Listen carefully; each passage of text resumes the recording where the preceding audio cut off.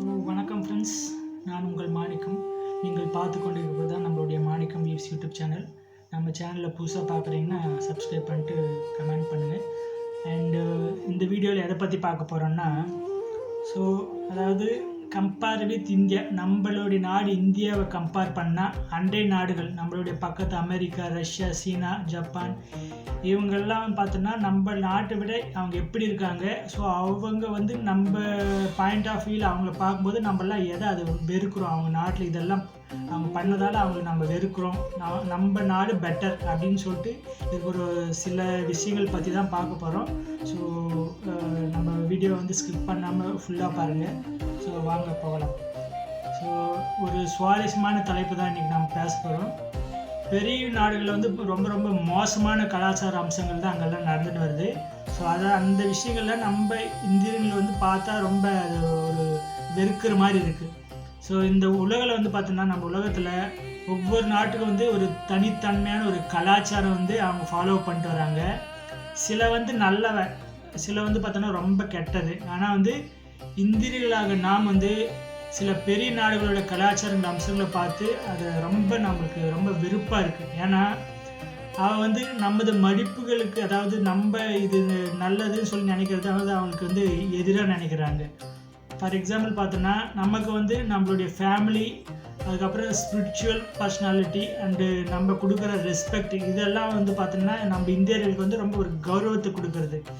இன்றைக்கி பார்த்தோன்னா இப்போது அமெரிக்கா, சீனா, ரஷ்யா, ஐரோப்பியா, பர்டிகுலர் அங்கே பார்த்தீங்கன்னா பிரிட்டன், ஜெர்மனி, அதுக்கப்புறம் ஜப்பான், பிரேசில் போன்ற பெரிய நாடுகள் அவங்க பின்பற்றின அவங்க அந்த இடத்துல நடந்த மோசமான கலாச்சாரங்களை தான் நாம் அனலைஸ் பண்ணிட்டு அதை பற்றி பார்க்கலாம். ஸோ ஒவ்வொன்றுத்துக்கும் ஒரு எக்ஸாம்பிளோட உண்மையாக நடந்த இன்சிடென்ட்ஸை பேஸ் பண்ணிட்டு அதை வச்சு நான் உங்களுக்கு சொல்கிறேன். ஸோ கடைசியில் இந்த கலாச்சாரத்தெல்லாம் ஒப்பிட்டு ஏன் பார்த்தோன்னா நம்மளுடைய இந்திய கலாச்சாரம் ரொம்ப பெஸ்ட்டு அப்படின்னு சொல்லிட்டு பார்க்கலாம். ஸோ இது உங்கள் நாலேஜை கெயின் பண்ணணும், சிந்திக்க வைக்கணும். ஸோ தொடர்ந்து பாருங்கள். ஃபஸ்ட்டு பார்த்தோன்னா அமெரிக்காவை பார்க்கலாம். ஸோ அமெரிக்க கலாச்சாரம் நம்மளுடைய இந்தியர்களால் நிறைய பேரால் அதாவது வெறுக்கிறோம் அதை. ஏன்னா பார்த்தோன்னா அது பார்த்தோன்னா ஒரு தனி நபரோட ஒரு சுதந்திரத்தை, நம்மளுடைய இண்டிவிஜுவலிஸ்ட்டை பார்த்தோன்னா அதிகம் வலிக்கிறது. அவங்களுடைய சுதந்திரத்தை அதிகமாக வலியுறுத்துது. ஸோ குடும்ப உறவுகள் அவங்க பார்த்தோன்னா ரொம்ப பலவீனம். அதனால் அங்கே விவாகரத்தோட விகிதம் ரொம்ப ஜாஸ்தியாக இருக்குது. ஸோ அந்த மெட்டீரியலிசம் அங்கே ஜாஸ்தி. ஸோ இந்தியர்கள் பார்த்தோன்னா குடும்பத்தை தான் எப்பவுமே ஒரு முதலிடமாக வைப்போம். ஆனால் அமெரிக்காவில் பார்த்தோன்னா பலர் தனியாக வாழ்வது தான் அது ஒரு வழக்கமாக இருக்காங்க. உதாரணமாக பார்த்தோன்னா அமெரிக்காவில் விவாகரத்தோட விகிதம் 40% 50% வரை இருக்குது. ஸோ இது நான் ஒவ்வொரு ஃபேமிலியும் ரெண்டாக உடைக்குது. இதனால் குழந்தைகளுக்கு நிறைய பாதிப்பு வருது. இதுக்கான ஒரு ரியல் டைம் ப்ரூஃப் சொல்கிறேன் பாருங்கள். 2023 பியூ ரிசர்ச் சென்டர் ஒரு அறிக்கை சொல்லுது. என்ன சொல்லுதுன்னா, அமெரிக்காவில் 25% குழந்தைகள் அதாவது சிங்கிள் பேரண்ட், அதாவது அப்பாவோ இல்லை அம்மாவோ அவங்க கூட தான் அதிகமாக வாழ்கிறாங்க.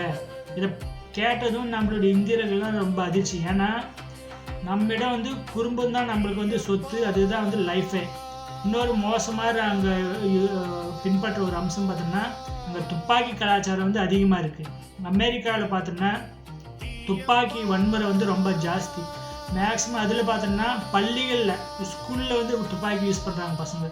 எக்ஸாம்பிள் பார்த்தோம்னா 2023 மட்டும் 600க்கும் மேலே இந்த மாஸ் ஷூட்டிங் பண்ணி நிறைய பேர் கொண்டு இருக்காங்க.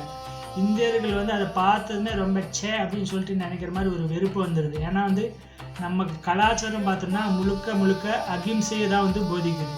அடுத்து பார்த்தோன்னா ரெண்டாவது சீனா கலாச்சாரமே சுத்தமாக நம்மளுக்கு பிடிக்காது. அதோட சர்வாதிகார ஆட்சி, அங்கே நிறைய விஷயங்களை சென்சார்ஷிப் பண்ணிடுவாங்க. அவங்க பார்த்தோன்னா மனிதவுக்கு கொடுக்குற உரிமையை அதிகமாக மீறல் பண்ணுவாங்க. அதனால் சீனாவோட அரசு எல்லாவற்றையும் அவங்க கட்டுப்படுத்துகிறாங்க. ஃபார் எக்ஸாம்பிள் பார்த்தோன்னா அங்கே யூஸ் பண்ணுற இன்டர்நெட்டு, அவங்களுக்கு பேச்சு சுதந்திரம் ரொம்ப கம்மி. இதுக்கு எக்ஸாம்பிள் பார்த்தோன்னா இந்த தியானன்மென் அந்த சதுக்க படுகொலை, அவங்க அதாவது ஒரு துப்பாக்கி சூடு மக்களை நிறைய பேர் கொண்டு குவிச்சாங்க. 1989 இன்சிடென்ட்டு. அது இன்னும் அந்த அரசு மறைச்சின்னு வருது, யாருக்கும் சொல்லாமல் மறைச்சின்னு இருக்குது.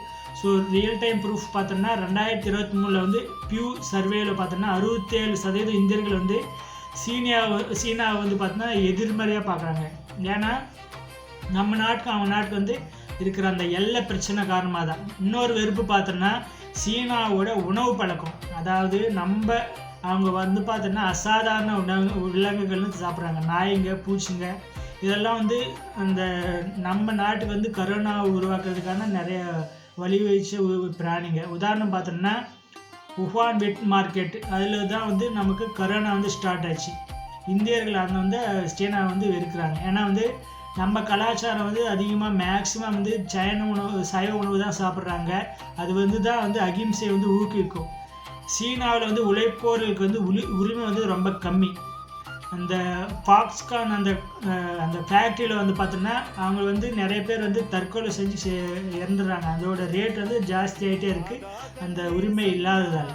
நெக்ஸ்ட்டு 3ஆவதாக வந்து பார்த்தோன்னா ரஷ்யாவை பார்ப்போம்.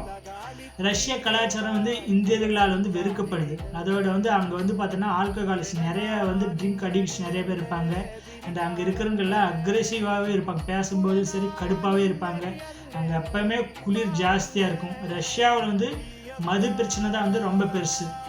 உலக சுகாதார அமைப்பு வந்து சொல்லுது ரஷ்யாக்கள் வந்து சராசரி மது வந்து அவங்க உட்கொள்கிற உலக அளவுலேயே வந்து அவங்களுக்கு தான் ரொம்ப ஜாஸ்தி. எக்ஸாம்பிள் பார்த்தோன்னா ரஷ்யாவில் ஒரு வருஷத்துக்கு பார்த்தோன்னா நியர்லி வந்து பார்த்தோன்னா 5 லட்சம் பேர் வந்து அந்த ட்ரிங்கிங் சம்மந்தப்பட்ட நோயில் வந்து இறக்குறாங்க. 2022 உக்ரைன் போரில் வந்து பார்த்தோன்னா ரஷ்யாவோட ஆக்கிரமிப்பு தான் வந்து அந்த அவங்களோட கலாச்சாரத்தை வந்து காட்டுது, ஆக்கிரமிப்பு கலாச்சாரத்தை தான் வந்து காட்டுது. ஸோ இந்தியர்கள் வந்து இதை வந்து கம்ப்ளீட்டாக வந்து வெறுக்கிறோம். ஏன்னா நமது கலாச்சாரம் அமைதி, யோகா, தியானம் இந்த மாதிரி விஷயங்கள் தான் வந்து போதிக்குது. ரஷ்யர்கள் வந்து அங்கே இருக்கிற குளிர்னாலே அவங்களுக்கு வந்து சென்டிமெண்ட் இதெல்லாம் வந்து பார்த்தோன்னா ரொம்ப கம்மி. அவங்களுக்கு வந்து நட்புக்கு வந்து ரொம்ப குறைவு. இது வந்து இந்தியர்கள், அதாவது நம்ம இந்தியர்கள் வந்து வந்தாரை வாழ இருக்கும் நாடு வந்து இந்தியா. ஸோ கெட்டவங்க வந்தாலும் அவங்களுக்கு நம்மளால் முடிஞ்சதை கொடுப்போம், நம்மளால் முடிஞ்சதை செய்வோம். ஸோ அது பார்த்தோன்னா ரஷ்யாவுக்கு சுத்தமாக இல்லை. நெக்ஸ்ட்டு பார்த்தோன்னா ஐரோப்பிய நாடு. ஸோ அது பர்டிகுலராக பிரிட்டன், ஜெர்மனியை பார்ப்போம். ஸோ ஐரோப்பியோட கலாச்சாரம் வந்து கூட நம்ம இந்தியத்தால் நிறைய பேரால் வந்து வெறுக்கப்படுது. என்னென்னா அந்த வந்து அவங்க வந்து நம்ம நாட்டை வந்து சுரண்டின்னு போனாங்க. காலனியை கடந்த காலம் சொல்லலாம். அதை அவங்களுக்கு வந்து அகங்காரம் ஜாஸ்தி, சும்மா மரியாதை வந்து சும்மா போலி மரியாதை தான் தருவாங்க. அவங்களுக்கு வந்து ஆன்மீகமே ரொம்ப ரொம்ப குறைவு.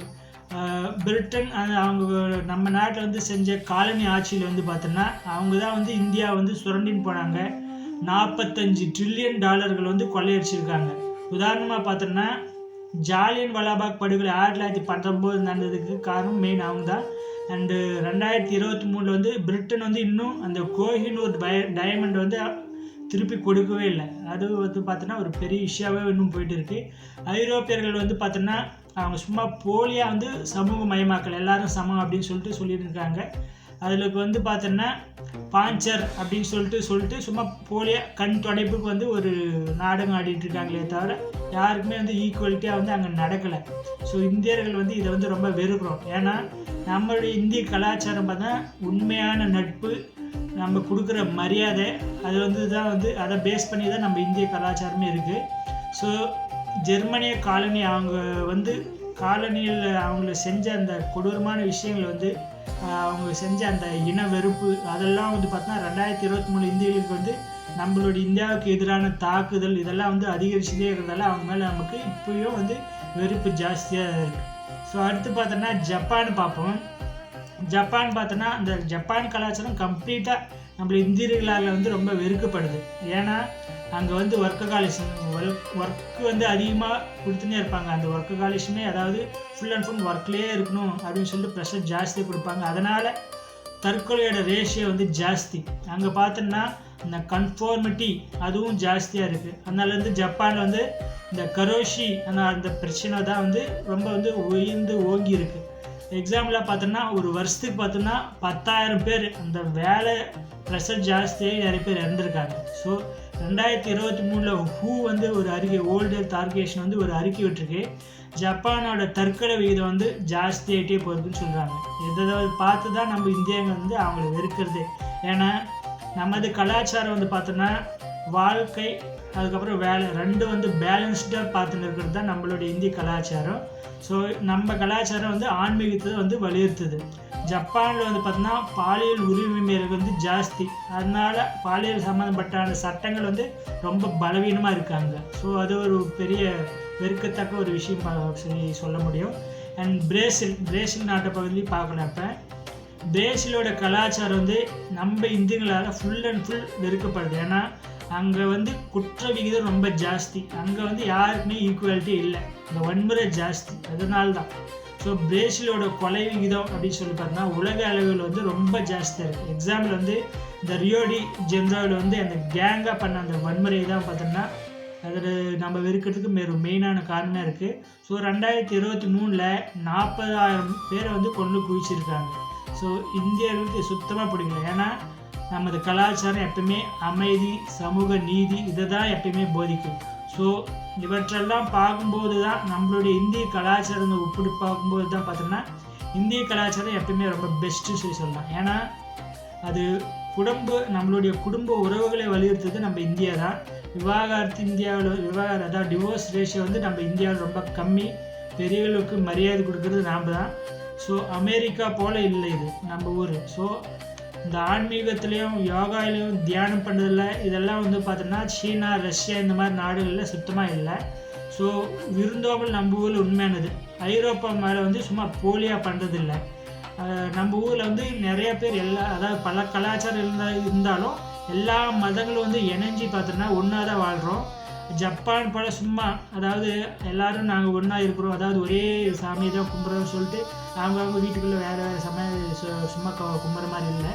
ஸோ அகிம்சை இதை பார்த்தோம்னா பிரேசில் மாதிரி நம்ம ஊரில் வன்முறை இல்லை.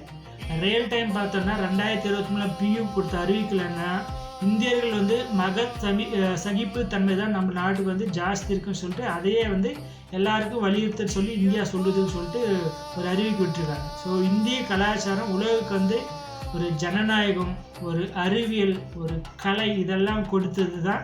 நம்ம அந்த இதுக்கு முன்னே நம்ம போய் மற்ற நாட்டு யாரும் சுரண்டலை, அதாவது காலனி ஆதிக்கம்னு சொல்லிட்டு நம்ம யாருக்கும் சொல்லலை. ஸோ நண்பர்களே, இதை வந்து நம்ம கலாச்சாரத்தோட பெருமை. நம்ம வீடியோ நிறைய பேர் ஷேர் பண்ணுங்கள், லைக் பண்ணுங்கள், சப்ஸ்கிரைப் பண்ணுங்கள். இந்த மாதிரி வீடியோஸ் வந்து தொடர்ந்து வந்துட்டே இருக்கும். நன்றி, வணக்கம். நான் உங்கள் மாணிக்கம். நீங்கள் பார்த்து கொண்டிருப்பது உங்கள் மாணிக்கம் யூடியூப் சேனல்.